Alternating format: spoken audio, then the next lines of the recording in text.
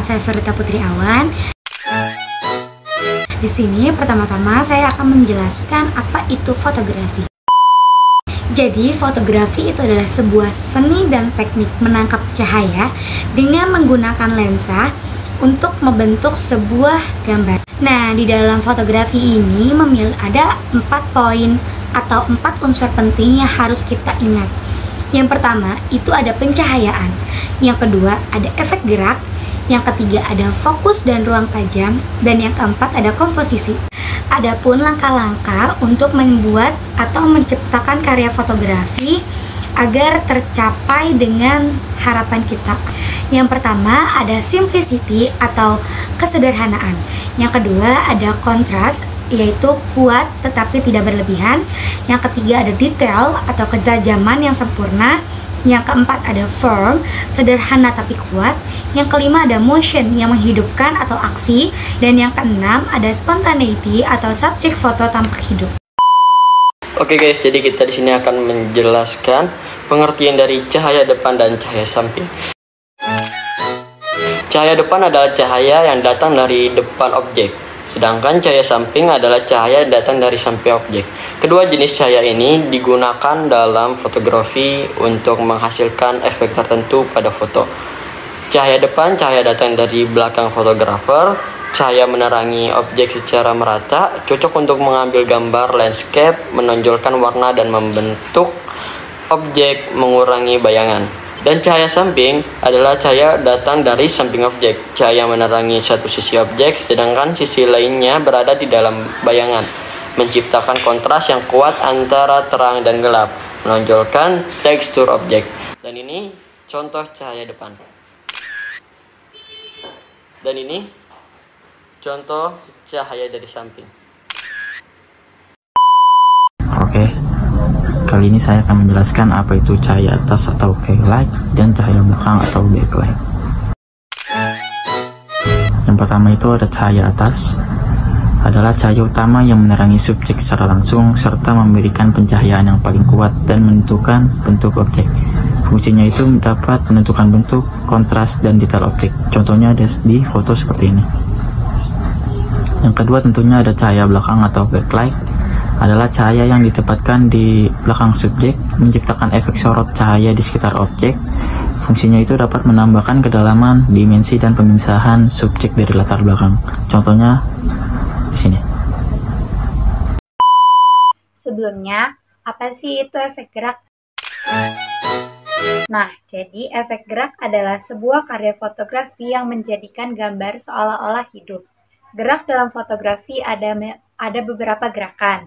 Yang pertama yaitu ada gerakan lambat atau disebut juga dengan show action. Yang kedua, ada gerakan yang mengikuti objek atau disebut juga dengan panning. Lalu yang ketiga atau yang terakhir yaitu gerakan yang cepat sehingga objek terbekukan atau disebut juga dengan stop action. Dengan fokus di fotografi dapat menampilkan gambar yang penting lebih optimal. Ini contoh dari foto efek gerak. Dan fokus dan ruang tajam.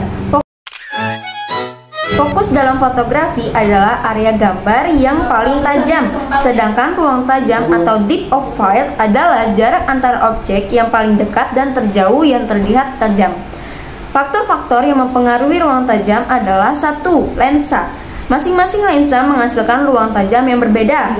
Kedua, jarak pemotretan. Semakin jauh objek yang difokuskan, ruang tajamnya semakin luas. Ketiga, ada diafragma atau bukaan lensa. Semakin kecil bukaan diafragma, ruang tajamnya semakin luas. Keempat, ada jarak fokus lensa. Semakin panjang jarak fokus lensa, ruang tajamnya semakin sempit. Teknik fokus dapat digunakan untuk mengatur bagian mana dari gambar yang ingin ditajamkan dan di blur. Untuk mendapatkan foto dengan ruang tajam yang lebar, kamu bisa menggunakan lensa wide angle, menggunakan aperture kecil, menjauh dari objek untuk mendapatkan foto dengan ruang tajam yang sempit. Selanjutnya, kamu juga bisa menggunakan lensa tele, menggunakan aperture besar dan mendekati objek. Ini adalah salah satu contoh dari foto fokus dan ruang tajam. Fotografi komposisi itu apa sih? Nah, fotografi komposisi itu sendiri adalah komposisi itu dapat mendukung ekspresi dan keindahan susunan bentuk-bentuk untuk sebuah foto ini, teman-teman. Jadi itu semacam kayak komposisi ini tuh untuk memperjelas warna, sudut pandang, tekstur dari sebuah foto tersebut supaya foto tersebut tuh lebih bagus dan lebih enak untuk dipandang. Nah, aku punya satu contoh fotografi komposisi yang seperti ini.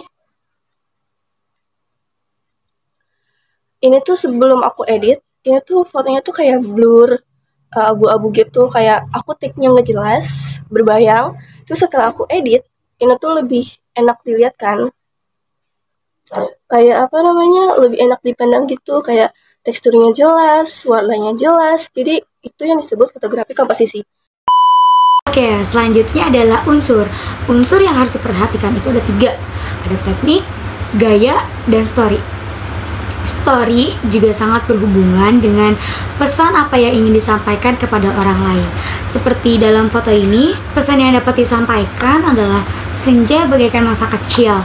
Ia dipandang heran bukan hanya karena keindahannya saja, namun juga karena datangnya yang hanya sebentar.